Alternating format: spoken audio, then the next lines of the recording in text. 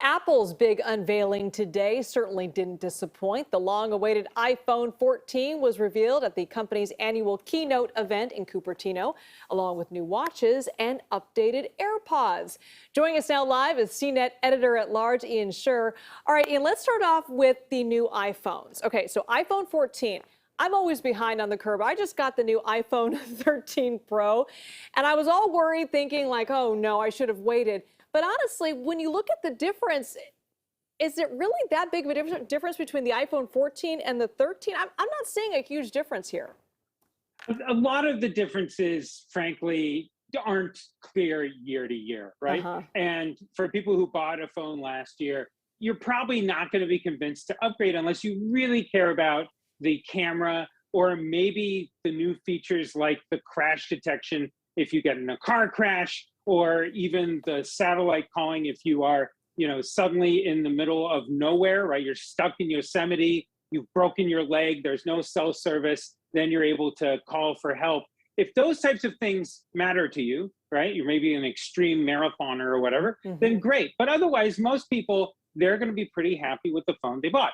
The thing is that most people are buying their upgrades every 2 to 3 years. And for people who have a 3.5-year-old phone, this is going to feel like a major change. And that's part of what's interesting is over years, right? They all add up when we kind of dip in and out over the years. Of course, they want to get that that payday from you every 3 years. You want a new phone, you want the latest and greatest, right? You want it to be worth it. Yeah, exactly. Absolutely. All right, let's talk about the smartwatch. It seems like this one, speaking of going outdoors, this is really geared for folks who love the outdoors and want to be kind of in the middle of nowhere but still be connected, right?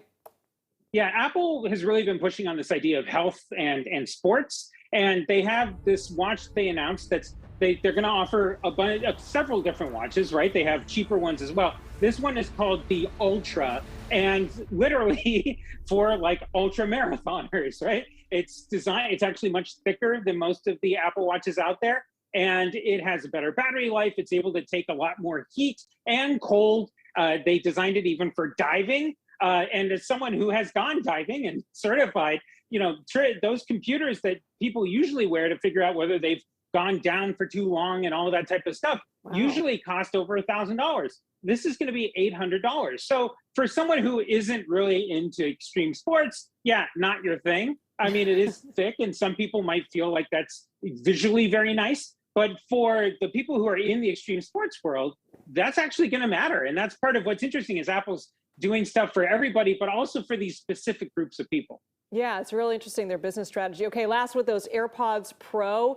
One feature that I know I'm going to be very happy about is the longer lasting batteries, because I don't know about you, I'm just so tired of having to charge stuff all the time. Yeah, it's really, look, batteries are one of the most frustrating things about our devices. Every survey over and over tells us that. And so with the AirPods Pro, these new ones, they say they're going to get 30 hours of battery life, including with the case. And that's pretty good. It's up from 24 before. And generally speaking, look, I feel like I always run out of battery more quickly than I want to. Unfortunately, it's on Apple to really make these things better because battery technology hasn't significantly changed for a long time. And it's not going to either. It's on Apple to come up with other ways to save battery life. Yeah, they just want you keep on coming back to those stores every few years to get the latest and greatest. All right, Ian Sherr from CNet, thank you so much. Thanks for having me.